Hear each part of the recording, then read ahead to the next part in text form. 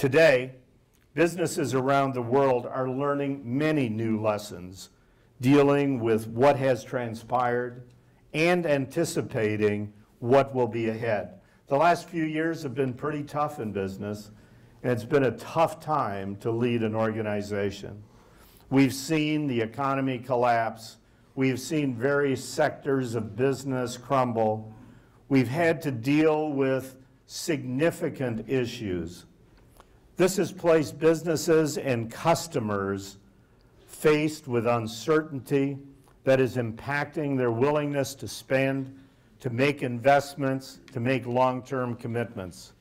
However, I do believe that our businesses and our economy are capable of winning again.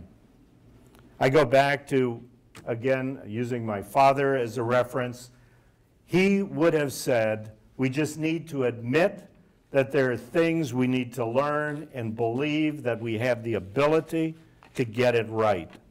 I believe that there are 3 business lessons for winning today that everyone should be applying. First, value is important. Second, businesses today are both local and global. Third, we have to leverage the ever-changing nature of our workforces. Value is important. Today, in this economy, people are seeking value. There's a flight to value. People are not willing to just take it because it was a good idea, other than an iPhone. But in general today, people are saying, what is the value I'm getting for what I'm paying? And if I don't see it, I won't have it. This is causing every business to re-examine what their value proposition is and how they are creating value for their customers. It puts great pressure on each and every individual product and service to say, is there true value being created? If not, change it, get rid of it, or replace it. There's an emphasis on continuous improvement, lean operations, and innovation that will only build as our economy continues in this state. Now is the time for us to relook at what value we are really creating, how we deliver it, and how we show our customers and demonstrate what that value is. Businesses today must be both local and global. Today, it's very hard for any business to say, I'm a local business. Because with the internet, social media, mobility, everything be available, you can see everything from everywhere, anytime. You can acquire things from anywhere. You can compare things from anywhere. So businesses is really being reshaped by the convergence of the global internet, the social networking, local search, and mobile access. Things are not the same as they were a decade ago or 2. It means that all business is global and local at the same time. This is great for consumers, and it opens up a whole new competitive landscape for business. Businesses have to provide best-in-class experiences and products because our customers today have options. They can make choices. They compare things easily and quickly. So whether we realize it or not, our lifestyle is built around access to goods and services from around the world. Just think about the breakfast this morning and think about where the things may have come from. The orange juice we had, obviously, might have come from right here in Florida. The bread might have come from Canada, from the wheat fields there. The cheese could have come from France. The coffee from South or Central America. The sugar from the Dominican. And bananas from Costa Rica. So we are seeing it and don't even think about it.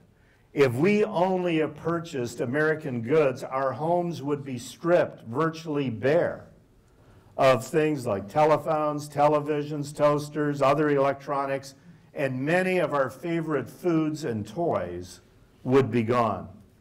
As a business, It means that it is especially important for us to be both local and global. As a company, we have offices and people and suppliers around the world. We service over 100 countries. And we do that so that we can have both a local experience and a global experience. We need local input so that we can create local value. We need the input so that we can create global products and services that are deliverable in all areas.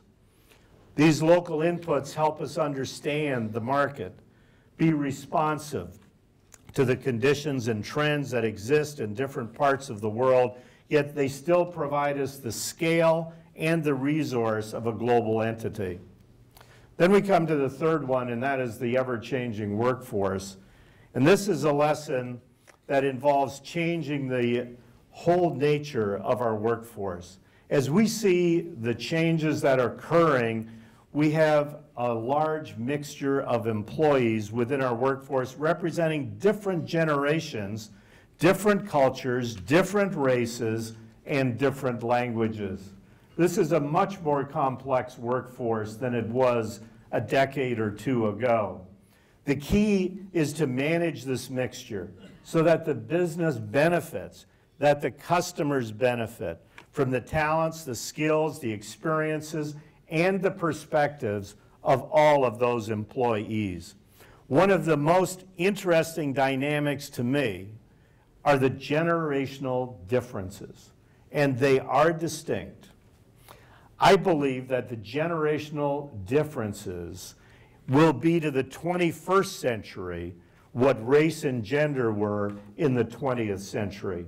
At Pitney Bowes, we have 4 different generations that we can clearly see. We have the veterans, we have the boomers, we have the Gen Xers, and the millennials, or digital natives. Now, they all do bring something very different to the workforce and to the workplace. Successful companies understand these differences and know how to bring out the best in each one of them. Digital natives are the generation that has never lived in a world without computers, are influencing the workforce as employees as well as the marketplace as customers. We have found that flexibility is appealing to all employees, and we have instituted agile work policies as a result. I remember when one of my sons, he was in his 20s, and he said to me, well, Dad, I think I'll be working from home today. I said, yeah, right. Home at that time was summer at the cottage, and the boat's there, and I'd say, sure, you're going to be working. And I was shocked to see him spend a full 8 hours on the phone, dealing with meetings, etc., things that I wouldn't have done if I was in my 20s, if I was sitting at the cottage. But he was committed to his work and saw agile work to be able to be there, his family's there for the summer, and to see them and to be able to work is just a natural thing.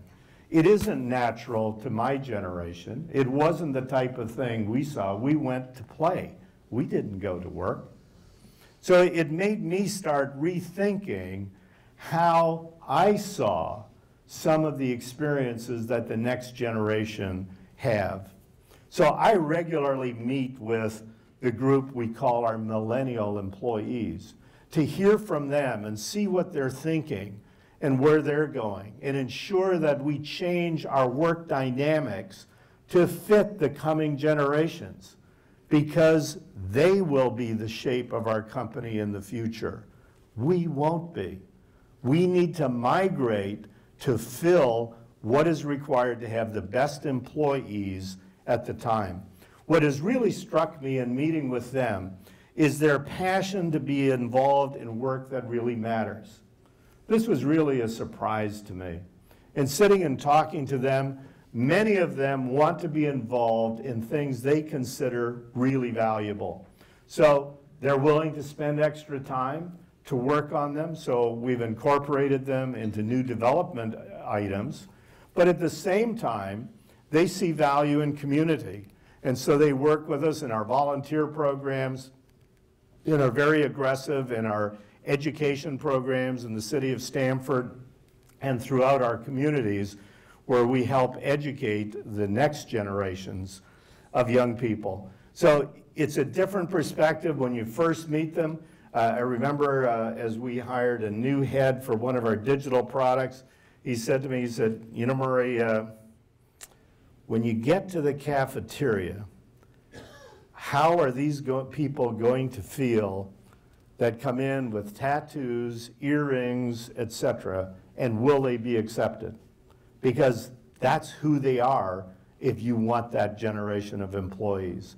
So we had to begin working with our employees from an acceptance of a different generation and embracing them and seeking their knowledge rather than their external appearance.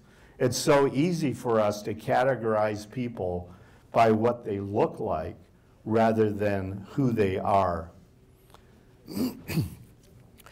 If you don't provide this generation with meaningful opportunities, they're going to take their talents to some other company. They'll just go somewhere else. At the same time, the Gen Xers are focused on building a portfolio of skills, and they don't like to be micromanaged. So the Gen Xers, they want to expand their portfolio. They're very willing to take lateral assignments to grow, but they don't want to be micromanaged. Just give me the tasks and let me go. So make sure that you're providing them with lots of learning development opportunities and exposure to all parts of your business. And then, of course, you have the veterans and the boomers, and they provide you with a wealth of business savvy experience and of institutional memory.